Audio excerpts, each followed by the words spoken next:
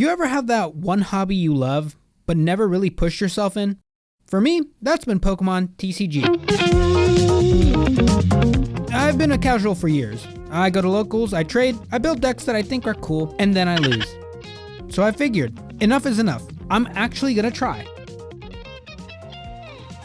In this series, I'm going to be documenting my journey as I break free from being just a local warrior to having my name on Limitless. Well, hopefully. It's not about being perfect, it's about learning, improving, and probably misplaying my way through. The thing that I enjoy the most about the Pokemon card game is that every card might have a purpose. There's just something unique about this game that lets you deck build like no other. There are just a ton of tech options that can make or break your run. And to me, deck building is just fun. This is a way for me to document my journey to regionals. For me, regionals is in a couple months, just a week away. The deck that I'm hoping to make my run with is coincidentally also my favorite Pokemon, and Zoroark. I mean, he's a shadow version of Lucario. It's like every 13's favorite thing. The design just gets me. And shout out Hisuian Zoroark. That's the deck I used to play.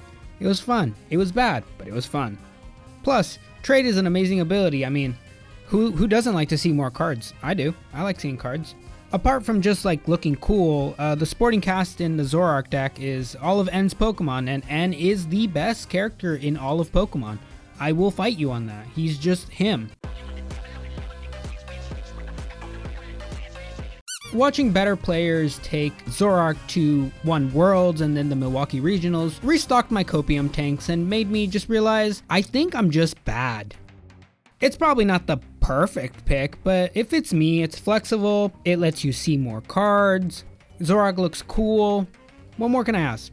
I'm going to be tweaking it week by week, testing different matchups, and we'll see every iteration along the way. The good ideas, the bad ideas, and the strange tech picks. My goal isn't just to simply win, but it's to understand why I won, and in many cases, why I lost. I'm not here trying to prove that I'm the next great player, nor a pro. I just want to see what happens when a casual finally goes for it. Maybe I can top a regional. Maybe I go 3-4 and end up eating fries in the parking lot while everyone else is playing. Either way, I'll be documenting it all. Every episode will show my locals results, the deck updates, and what I learned from each run. I'll be talking about the misplays, the matchups, and enjoying my time with my friends. So if you've ever been the player who loves a game, but never took that competitive leap, this one's for you. Welcome to Misplay Masters, Journey to Regionals. I got stomped. But oh well, we live and we learn. Alright, so I'm cutting this down to the parts that mattered. That means hands, choices, and spots where I really misplayed. We'll fast forward most of the turns and pause only where I had internal dialogue or I was just thinking about my play. So game 1, Eevee box. I lose the toss, I go second. That's fine. My hand's looking okay. Okie dokie inactive, energy ready, decent draw. They start Hootu to Eevee and right away I'm like, yep, this is a dog box. So I gotta watch out for the one-shots. I fire off the buddy, prize check, it looks clean. Zoroark's in deck, monkeys, Fez, Yveltal, they're all there. I attach to the Oki, poisonous musculature, and then I flood the field. Good start. Then they pop off. They go Serrano, looking for Fez and Latias, the whole setup. My plan here was to go fast and take the early knockouts, but unfortunately that was just bait. I should have been thinking about how to keep my own tempo safe. I should have anticipated the Fez that was coming down next turn. He flips the script, torrentials my Okie dokie and the Monkey Dory, taking a 3-prize swing. It was brutal. There goes all my energy. I draw Lily's Determination. I think I could still live, right? I managed to get enough energy to make a swing with Night Joker, hitting 170 on the Wellspring Ogerpon. But looking back, I really should have just used Yveltal. Mask was empty, Hootoots have been used, and keeping the Pokemon with no energy inactive would have helped me a ton. But instead, I go ahead and swing. He resets with the Leafy on, and it's downhill from there. 0-1. Game 2, against the Blaziken.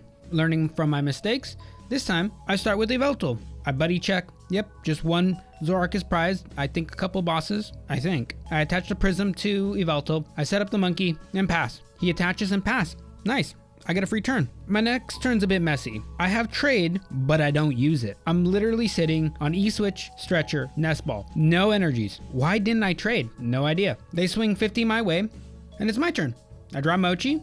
And this is where I'm staring at my cards, and I realize there's a bit of clunkiness in the deck building. I finally use trade, drawing the Nest Ball and the Prism, and this is where I noticed I'm starting to not like my deck building as much. For some reason, I don't use Adrenabrain to throw the 30 back, or yet again, throw all the 50 back at them. I just clutch and pass. Eventually, after a quick back and forth and damaging each other, I'm at a point where I can knock out anything and win the game. I have boss in hand, so I'm not worried. They hit me with a 110 Glaceon, and I just know that the next hit is going to knock out whatever. But I will not lie. Midway there, I felt like I had no game plan because little mistakes that caused me to ask myself, why is this matchup hard? It's not supposed to be hard. It should have been faster. I boss up, and that's game. Game 3, I didn't film this one. At our locals, you have the opportunity to go against juniors and seniors sometimes. So out of respect, I decided not to film, but I got cooked. The hammer took my prism early, and then the shadow bullet just kept whittling me down. I had stone mass, but it was just a slow bleed. I couldn't keep the energy down. I lost my tempo completely. 1-2. Game 4. All right, full disclosure. This game's rough. Like, should I even show it rough? But that's the point of the series. It's to learn, so I don't do this again. I start with triple Zora rough. My opponent's on Mega Lucario. I have no idea what it does. I overthink the Iono risk, missequence the whole opening. My Seeker box ends up dumping some key cards. I should have just kept the Monkey Dory in hand for the discard of the Seeker box, but instead I grab random stuff, attach Mochi, and burn my own tempo. I put Okie Dokie on bench against the Lucario. He's weak to fighting. What am I thinking? I draw 8 off of Lily. Looks amazing, but it's just downhill from here. I was so focused on losing my hand size instead of building a board, and it just went bad. They evolved, put a belt up, and hit me for 330. Okie dokie on, 2 prizes given. And at this point, I'm basically treading water. I try to pivot into Absol and Yveltal, but like at this point, the board is way too crowded. My sequencing was so awful. I totally missed the Yveltal lock line. I filled the bench, attached the wrong places, and the Mega Lucario just walks with it. Well, 1-3. It was just a sloppy, tired finish. Unfortunate, 1-3, but in those 3 games that you guys saw, you could probably pick up on a couple patterns. After going through the games, I could see a few things I need to fix. It wasn't really the matchups that got me, but mostly me playing them out. Starting off, I need to stop holding myself back. Saving cards, waiting for the perfect setup, that never really happens. Sometimes I need to just commit and play what's in front of me instead of waiting for something better. I have to slow down and think about my turns. There are way too many moments where I attach or I evolve before thinking about the full turn. I need to just take a second to plan so I don't end up wasting precious resources. I gotta stop chasing prize cards. In game 1 especially, I went for the knockout that didn't really help me in the long term. That just told me that I need to think about what happens after the knockout.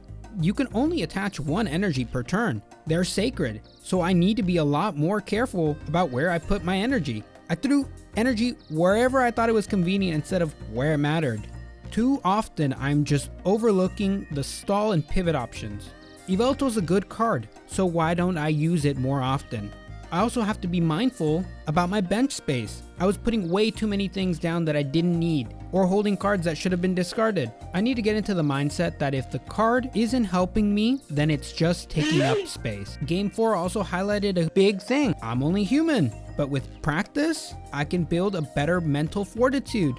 I was tired and I made dumb mistakes. I gotta start treating these last rounds like endurance tests. I can't imagine what it's gonna be like to play best of 3 8 rounds. Clearly the deck needs some improvements. There was times where I was wishing for cards, but like, I put the cards in the deck. Hope isn't a strategy. If I want better cards in the deck, I gotta put the better cards in the deck. Thankfully, the biggest opponent right now isn't the meta, but it's myself. Next week's goal is simple: play with confidence, clean up the turns, and trust my line. I'll also be updating the deck list. A redesign feels necessary, especially after watching Azul GG's control style list. I can't wait to put these changes to the test. Bye bye.